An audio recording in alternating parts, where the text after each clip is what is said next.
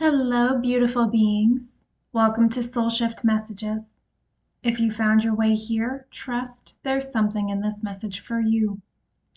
Understand this space is about growth, truth, and transformation.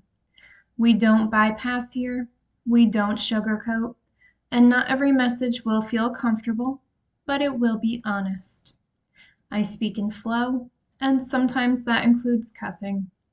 It's just part of how the messages come through.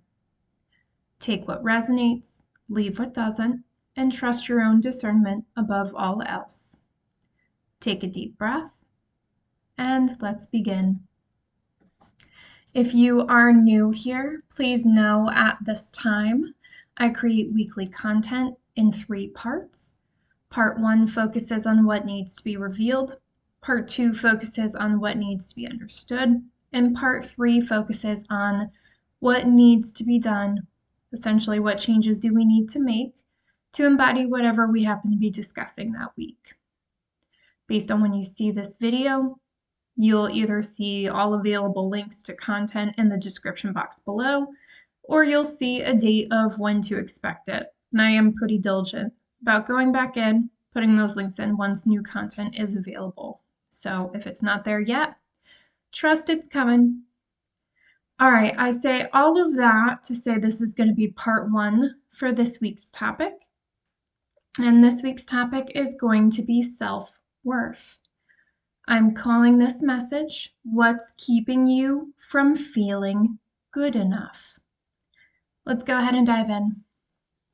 At the deepest level, the issue is not that you lack self-worth. The issue is that your understanding of self-worth has become built around conditions.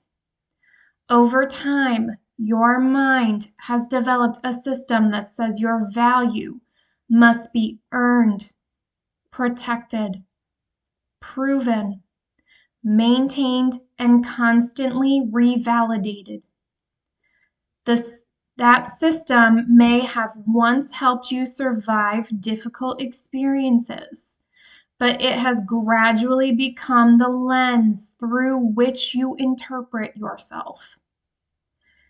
This message is not telling you to become more confident. It is revealing how your current relationship with self-worth works, why it never feels settled, and what fundamentally needs to change. Self-worth has become conditional. Your sense of self-worth has become attached to things that naturally change over time. You may unconsciously measure your value through achievement, productivity, competence, intelligence, independence, reliability, recognition, success, status, attractiveness, being emotionally strong, being the person who keeps everything together. None of these things are inherently unhealthy. They are meaningful parts of life. The problem is that they have become responsible for answering a question they cannot permanently answer. Am I enough? Every one of these qualities can change. Careers end, abilities fluctuate, bodies age, circumstances shift, recognition comes and goes. If your worth depends on these things, then your worth will always feel vulnerable because its foundation is temporary. The deeper question becomes, who am I if all of these things change? Self-worth has become a survival strategy. Self-worth is no longer just about feeling good about yourself. It has become connected to psychological safety. Instead of asking, "Am I valuable?" your nervous system asks, "Am I safe?" Achievement, competence, being useful, being needed, and being admired becomes safety. Failure, therefore, feels much larger than simply making a mistake. It can feel like losing security itself. This explains why criticism, rejection, mistakes, or underperforming may trigger reactions that seem much larger than the actual event.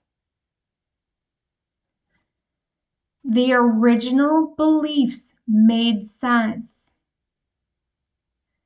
And they want me to be clear, not everything about this was done knowingly. And, I'm just hearing there's no malintent behind this. And they really want me to just set that. I'm hearing set the record straight before we dive into it. This is not about blame. This is not about shame. Again, this is about revealing things to raise awareness. And so if this is resonating with you, again, it's not about blame. It's not about shame. It's not about judgment. And I'll be honest, babies, we all go through periods in this life where, I think we just ebb and flow when it comes to our self-worth. I think, I think it's just a natural part of this journey.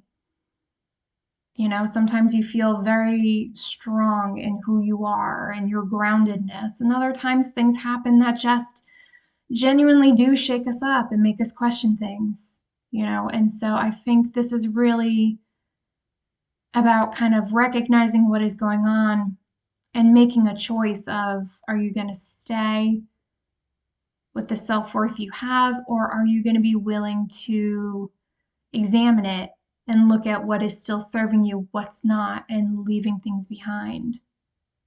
Again, they're bringing me back to a phrase I used in a post where I announced this topic, and it's really about coming back home to yourself if that's something you're interested in doing.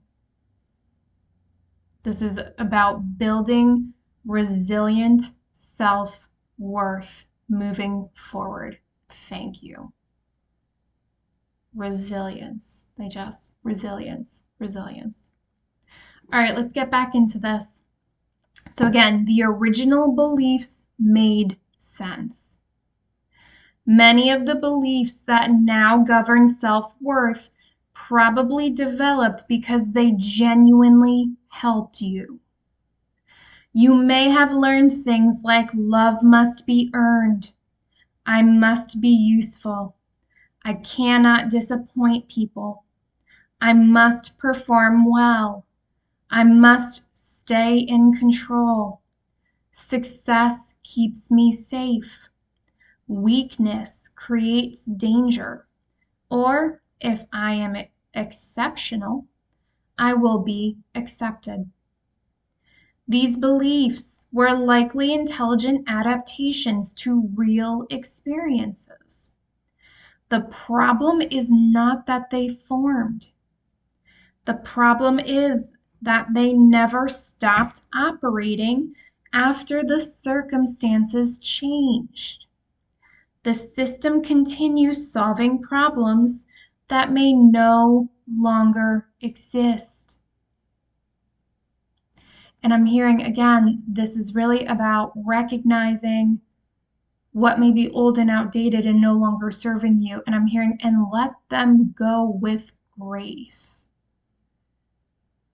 Let them go with thanks, right? Because they served a purpose.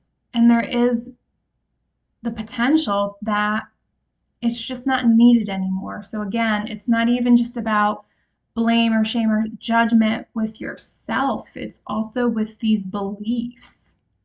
Again, as we evolve, certain things just do need to be retired and laid to rest as we go on this journey. And that's really, I've been talking in my messages lately about how being fluid and being flexible and things of that are going to be really important moving forward.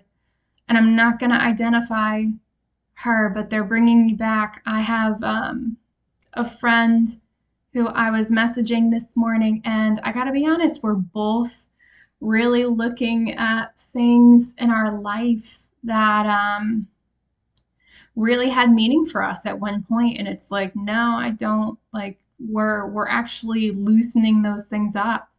In some cases, we're looking at how do we maybe swing in a different direction with some of those things. And it's funny because I don't think either one of us planned on doing this. I think we just both intuitively recognized that we needed to be more open-minded to those things and be ready to adjust and adapt and things of that sort. I'm not going to go into specifics because it's not important, but I think someone needs to understand you can change your mind and change your mind again and change your mind again and do it again.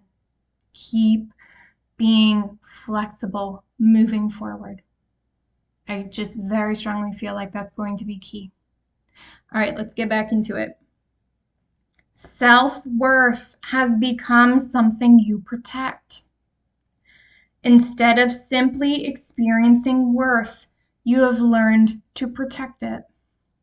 This often looks like maintaining an image of competence, avoiding visible weakness, refusing to make mistakes, feeling pressure to always improve, holding yourself to impossible standards, and believing vulnerability is dangerous. Healthy boundaries gradually become rigid self-protection. Rather than saying, I have worth, the system quietly says, I must protect my worth from being damaged. And they're saying the rigidity helped you get through these experiences. But again, this is really an invitation to reassess that. And they're saying, lay down what no longer serves. I'm hearing some of you feel like you're heavily armored. And I'm not talking necessarily about physically, but some of you feel an energetic heaviness. And for some of you, that is energetic armor. Your self-protection is getting rigid. And some of you are actually feeling the split between the part of you that wants to remain safe and protected and the part of you that wants to evolve. And I'm hearing, don't put pressure on yourself to really force that decision. They're saying flow with it. You will know which way you want to swing when you are ready. But some of you, you are feeling that heaviness, that energetic armor, as a way to let you know this is something that is coming up for review. So that's significant for someone. Okay.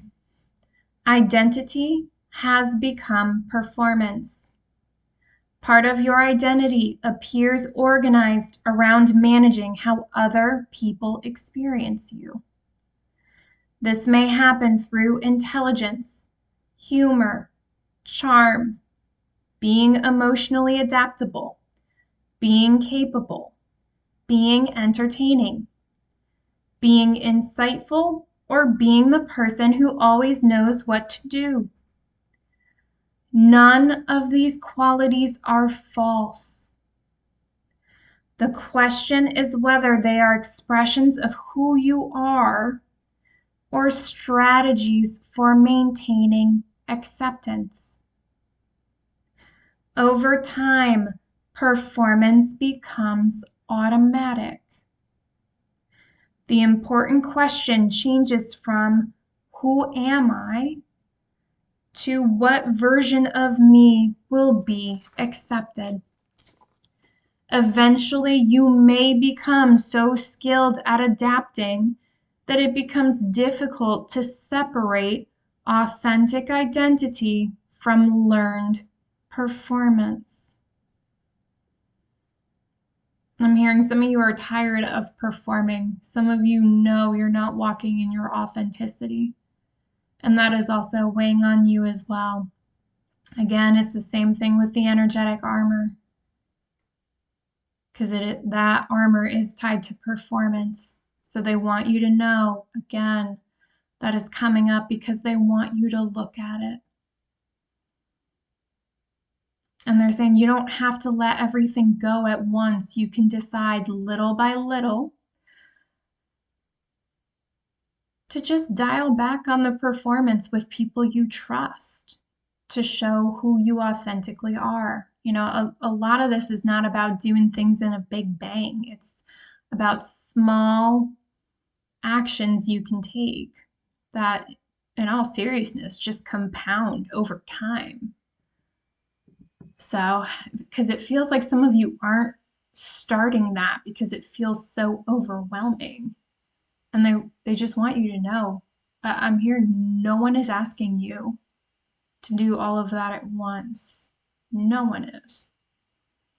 All right. So they want you to let that pressure go because they say that's not serving you. And I'm hearing you felt that in your heart space, if that was for you.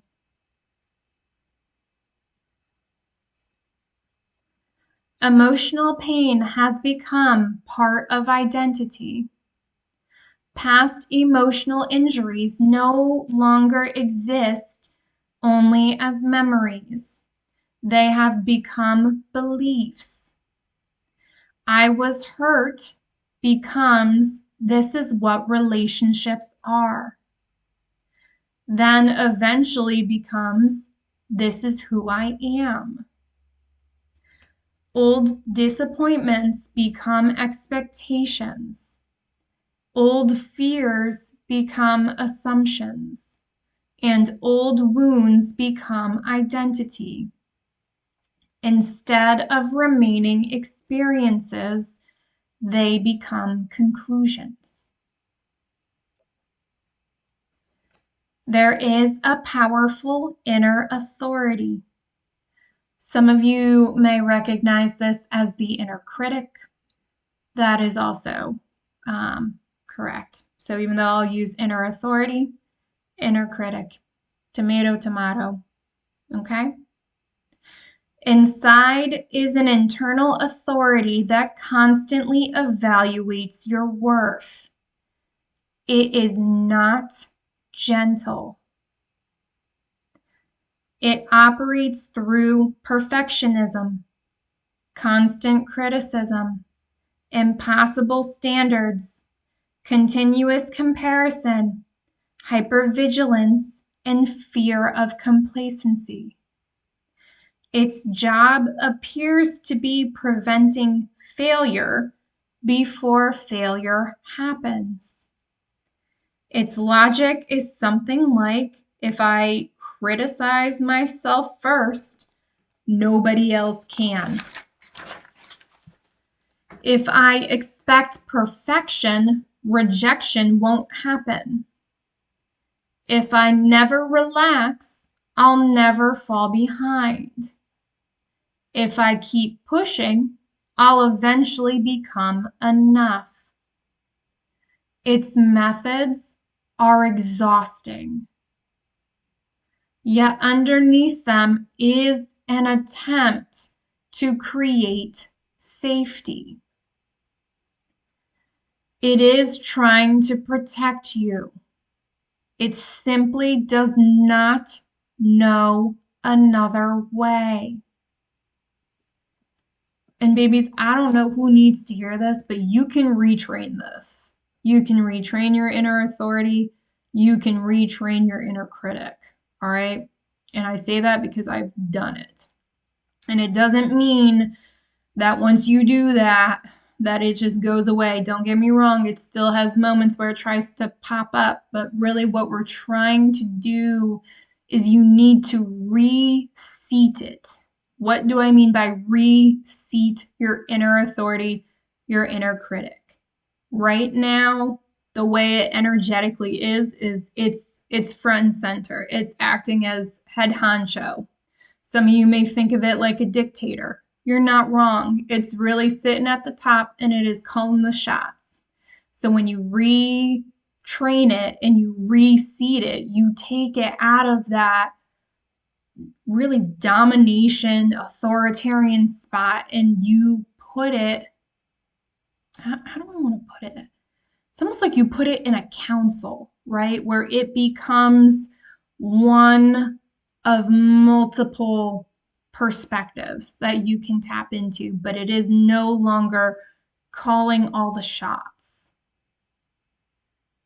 And that's really the goal. A lot of people want to eliminate it, completely get rid of it. And in my experience, that's just not how it works. You have to put it where it genuinely belongs, because it's not always bad.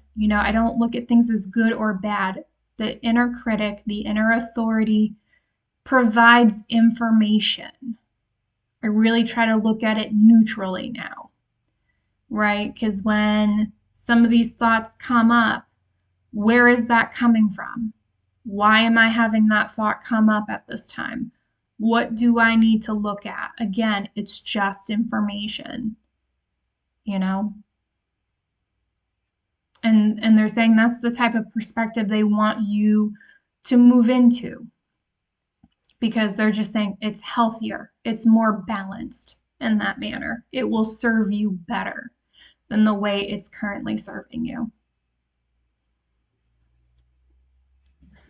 The system has become self-sustaining. The most important realization is that this system no longer waits to be satisfied. It creates reasons to continue itself. If you fail, it becomes, I need to improve. If you succeed, now I have to maintain this. If you rest, I'm becoming lazy. If you improve, I can improve even more. Every outcome becomes evidence that more work is necessary. The finish line continually moves. There is no point at which the system says you've done enough. And babies, that is why you have to take this shit off the top and you have to put it in a council where it's got to share authority. Energetically, you will know what to do with this. That does not need to consciously make sense for you to receive benefits from that, okay? But you do. You have to reseat it from a dictator into a council. Trust energetically. You're going to know what to do with that, okay? Achievement has been given too much responsibility. Achievement is expected to provide identity, security, meaning, confidence, belonging, respect, stability, and self-worth. No achievement can permanently provide all of these things. Because it cannot, success never fully satisfies. Instead, each accomplishment creates temporary relief before another standard appears.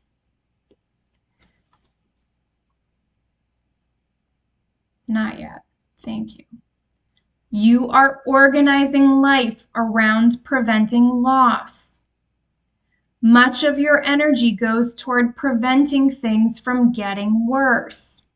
Some of you may recognize this as survival mode, and that is accurate. All right, this is avoiding failure, rejection, weakness, embarrassment, dependency, irrelevance, and vulnerability. Protection has become more important than expansion. Life becomes organized around preservation rather than growth. And babies, this is why we need to rebalance these systems out. Because if I'm being really honest, a lot of the content that I cover is really trying to get us out of these survival systems and mature these systems into things where you can grow, you can expand, you can embrace your authenticity, and things of that sort. If you are in survival mode and only focused on preservation, it leaves very little room energetically to expand and grow and blossom, bloom, whatever word you want to use, into who you really are.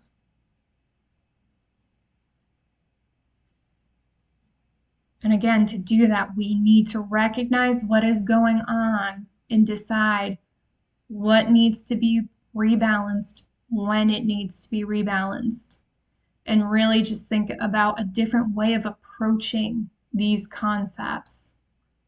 Again, in a way that serves our greatest and highest good. Control has become a substitute for stability. There is an unconscious belief that if enough things can be controlled, worth will finally become secure. This includes trying to control emotions, performance, relationships, productivity, image, other people's opinions, or future outcomes.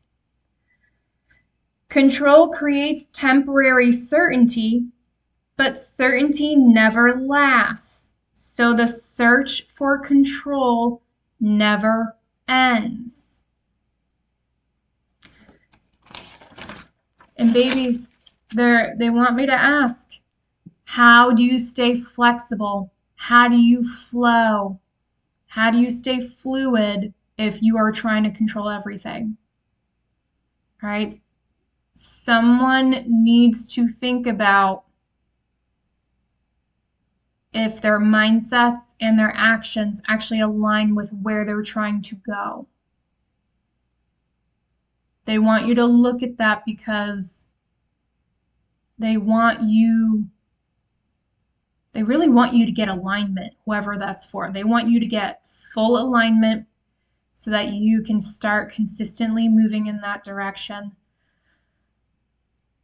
I don't like to do it, but some of you may want to look at my internal gridlock playlist that I have. That's, for those of you who don't know what that means, that's identity fracture, where your identity splits off into different pieces as a survival mechanism. That series may really benefit you. I'm not saying you have to watch it. I'm just letting you know that's a resource out there for you if that strongly resonated with you, because that actually helps you start calling those pieces back to you and reintegrating them in.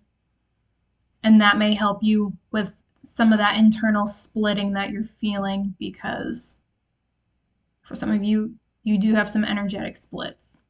And I'm going to be honest, I have them too. I've been working through them, so you're not alone. Again, none of this is about shame, blame, or judgment. It's just recognizing what you have going on in your energy and understanding what you can do to bring those things back into wholeness, into coherence, into alignment, however you want to phrase that.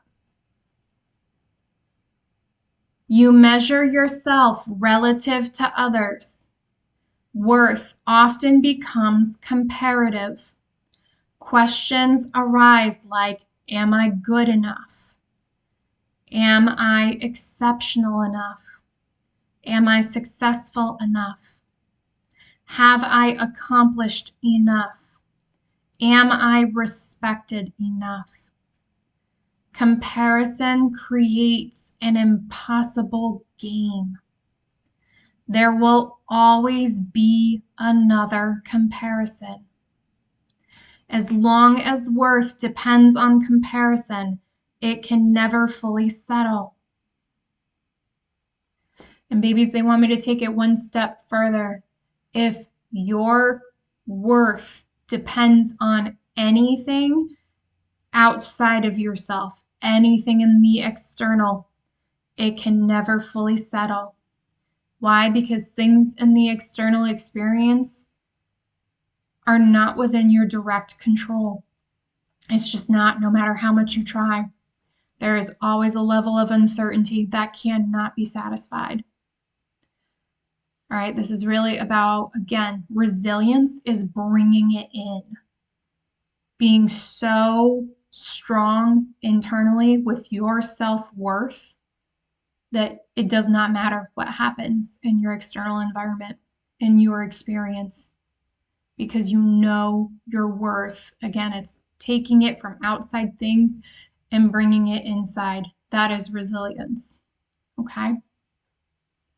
Someone needed to hear that. Again, bring it in, embody it, walk in it.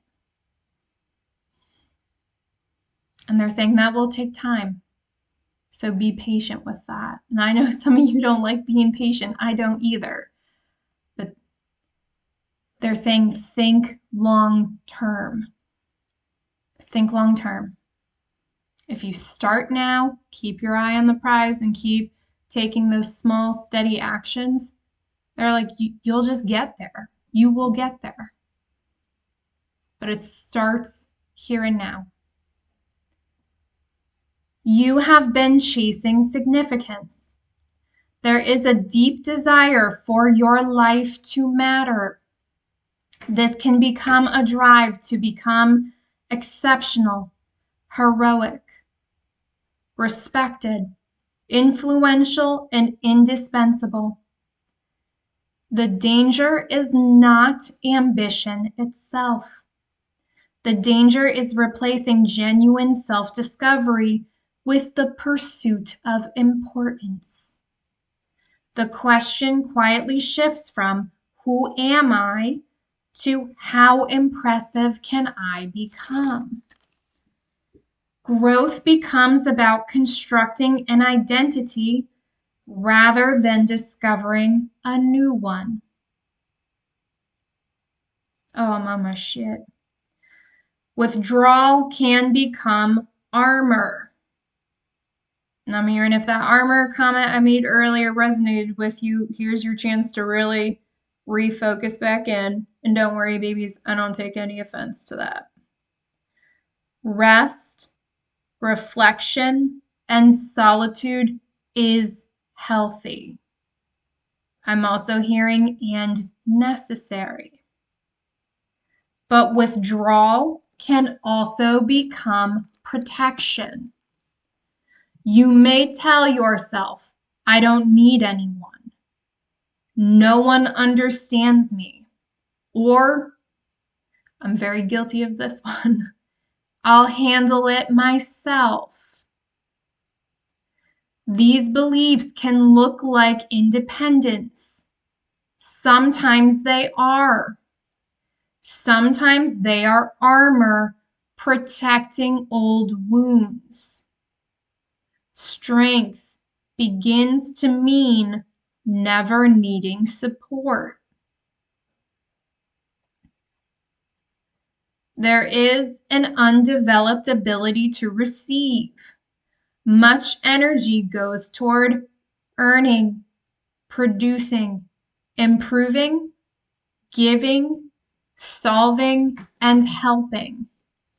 Much less energy goes toward receiving, love, care, appreciation, rest, help, kindness, and support without earning it.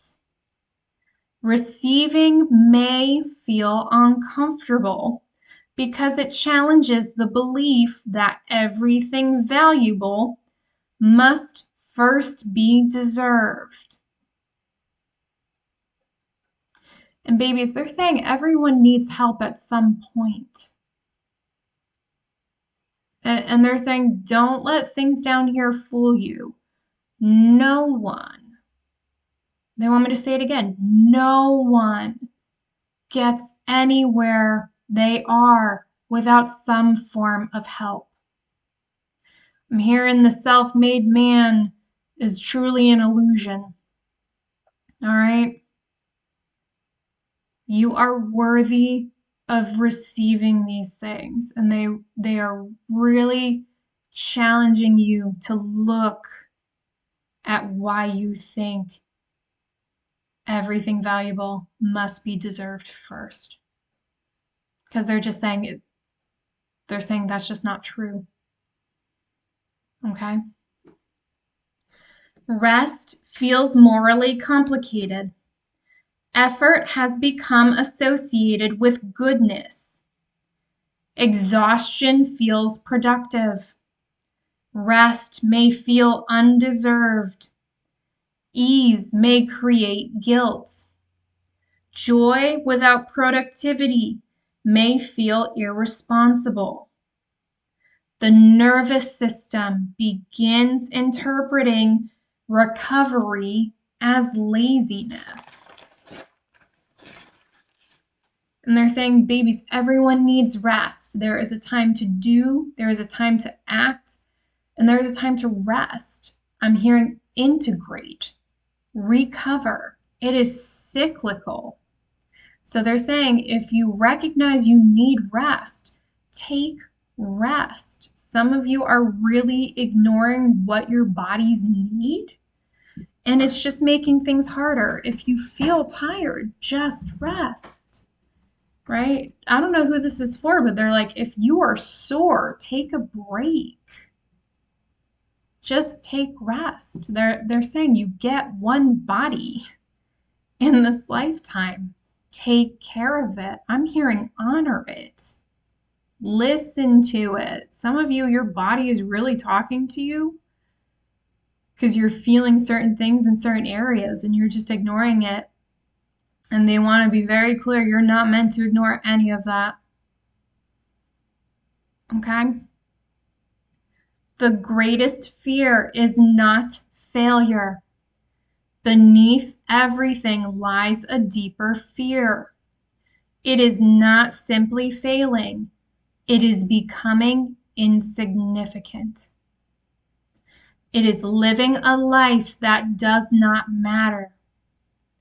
Recognition becomes evidence that existence has meaning. Achievement becomes proof that life has value. This places an impossible burden on success. Say it again. This places an impossible burden on success. Self-acceptance is repeatedly interrupted. Whenever genuine appreciation for yourself begins to appear, another voice immediately responds. It says, it's not enough. Keep improving. You haven't earned this. Don't become complacent. You're still behind.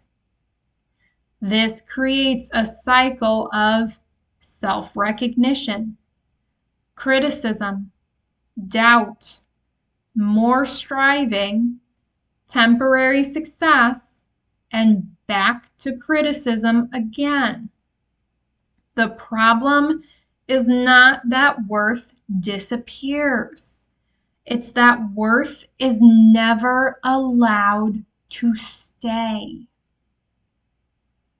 Babies, I am hearing claim your wins, even if they're small. Because you know what? Like the small actions, your small wins, they compound too. They add up to something bigger too. Claim your small wins. Celebrate your small wins. They're not as small as you think.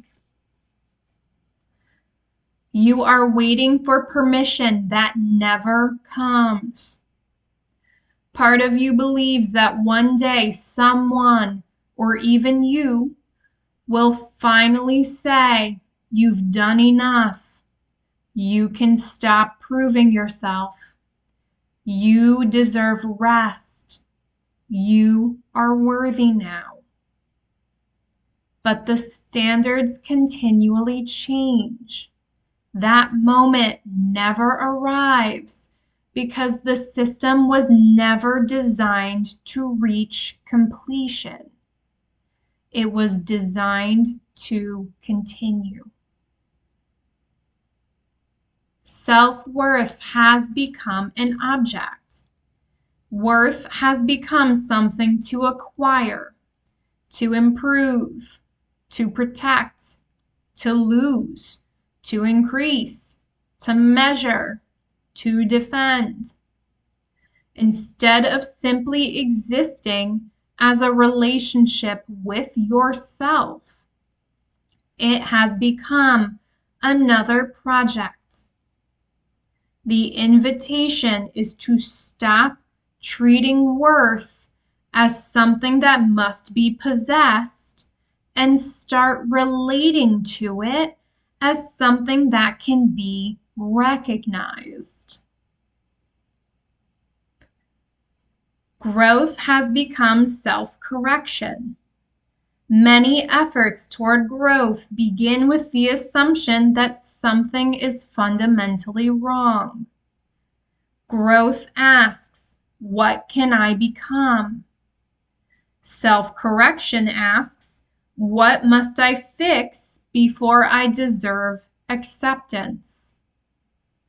As long as improvement is driven by proving your worth, improvement never ends.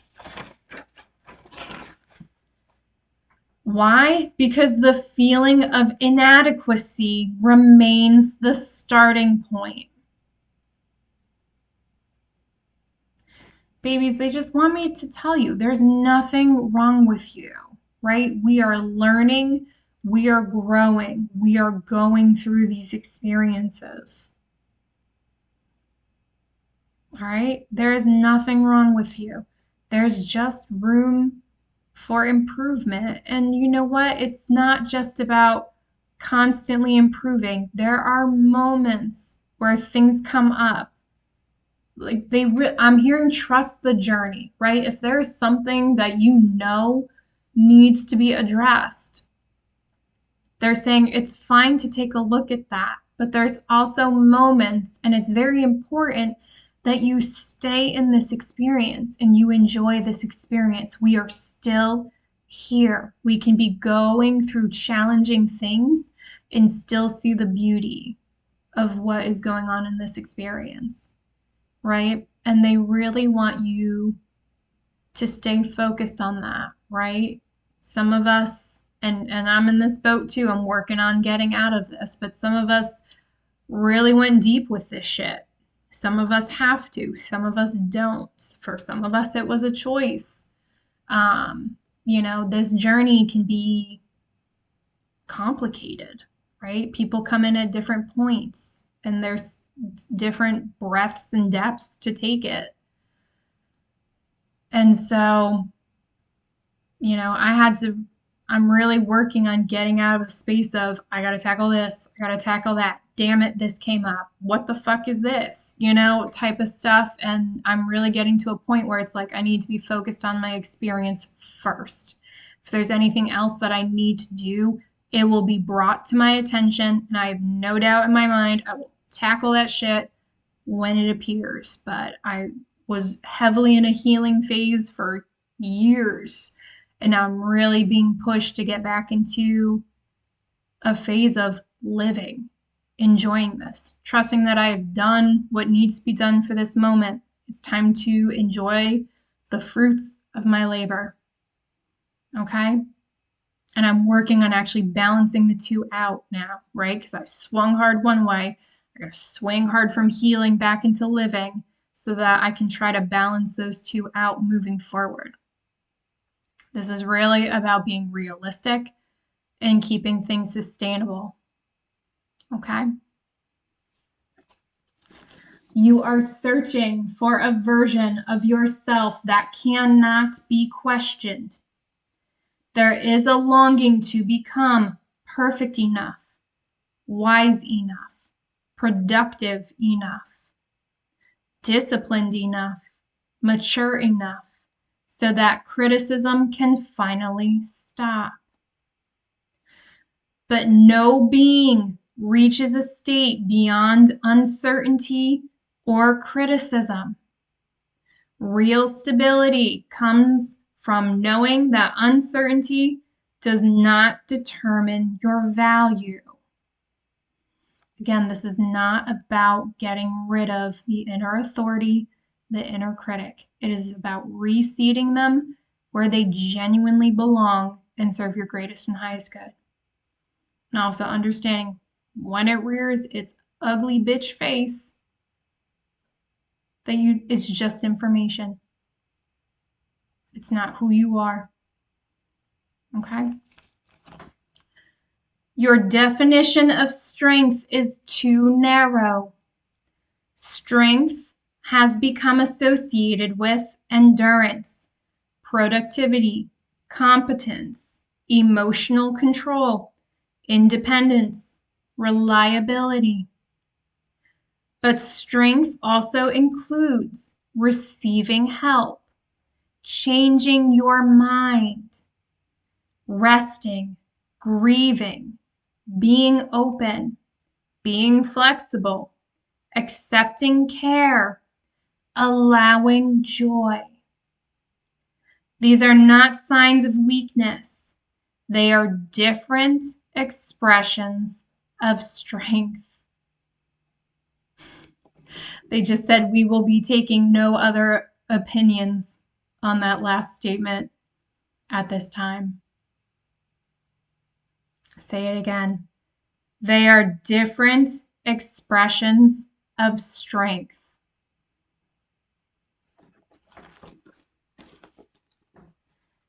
Time has quietly built this identity.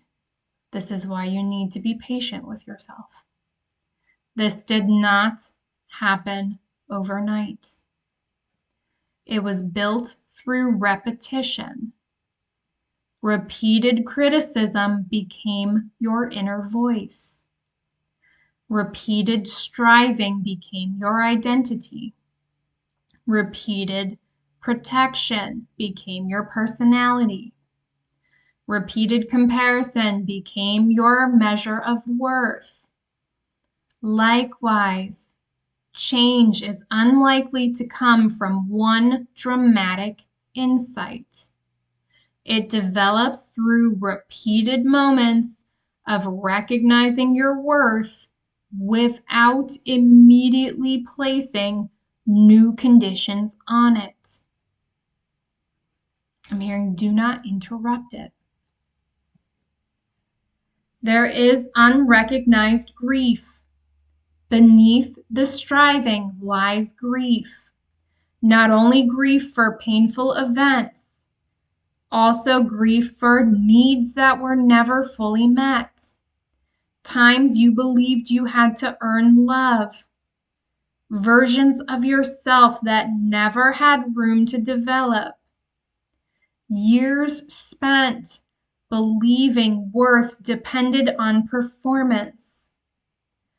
Opportunities lost to fear or self-protection.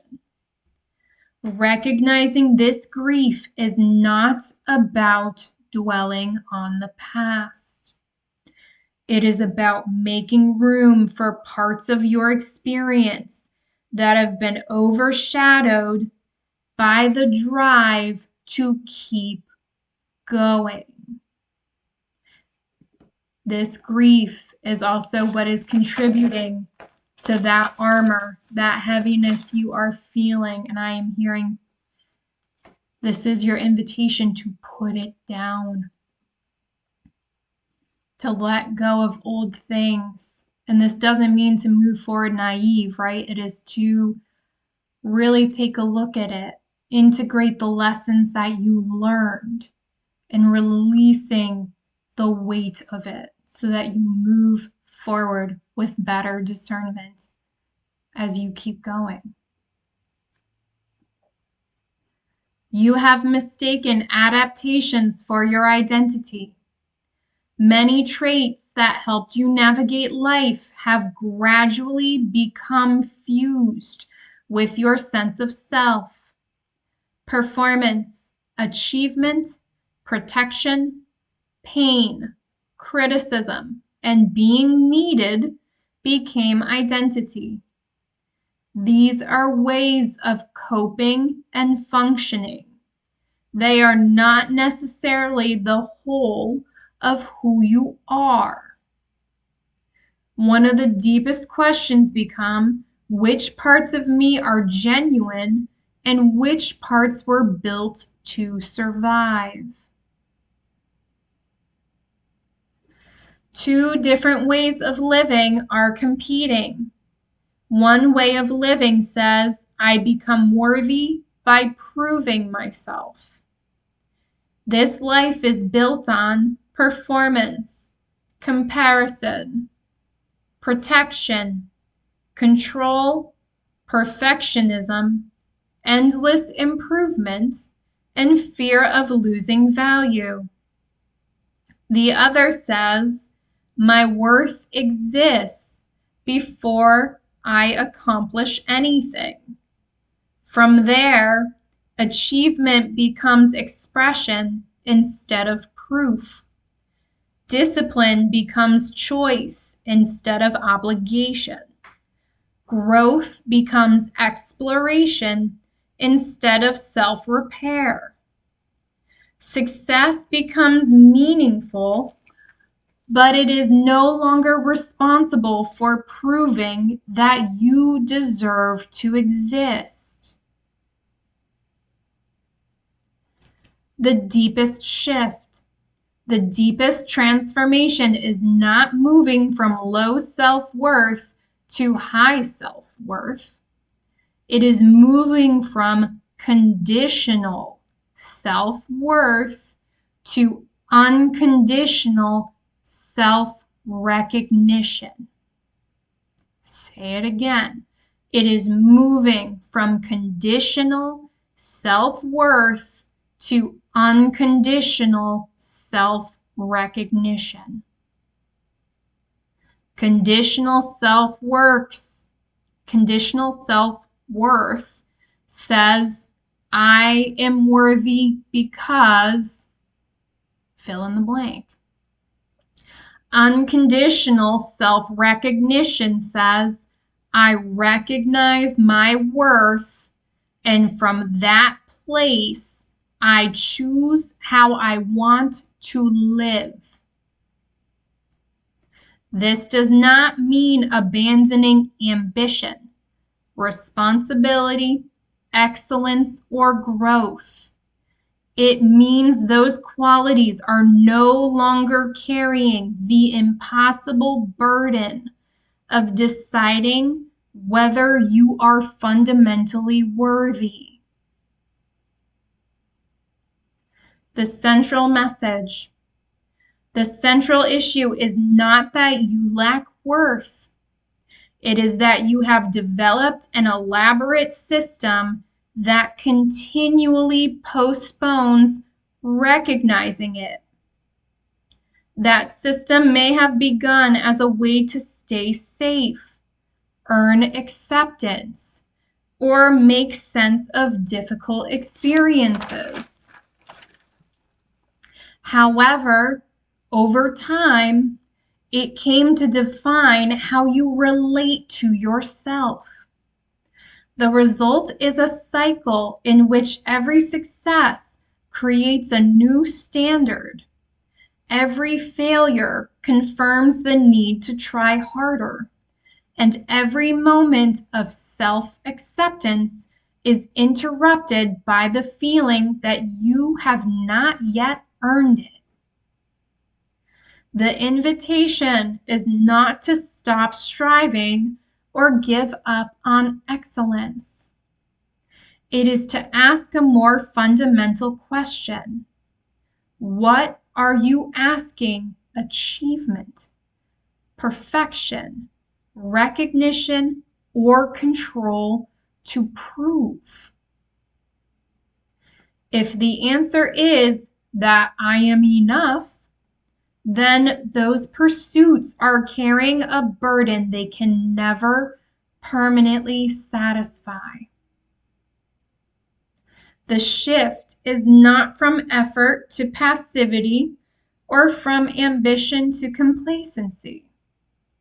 It is a reordering of priorities. Worth becomes the foundation rather than the reward. Growth, achievement, discipline, and contribution remain valuable, but they become expressions of an already recognized value instead of evidence submitted in an endless trial to determine whether you deserve to exist. Say it again. Growth, achievement, discipline, and contribution remain valuable, but they become expressions of an already recognized value instead of evidence submitted in an endless trial to determine whether you deserve to exist. All right, that's all I had, babies, and they told me to end it there. So I'm going to do just that. I will be back later this week with parts 2 and 3. Feel free to tune in if those resonate with you. If not, that's perfectly fine. Just know that content will still be out there if or when you change your mind. Okay? So with that being said, take care of yourselves, beautiful beings. Until next time, bye.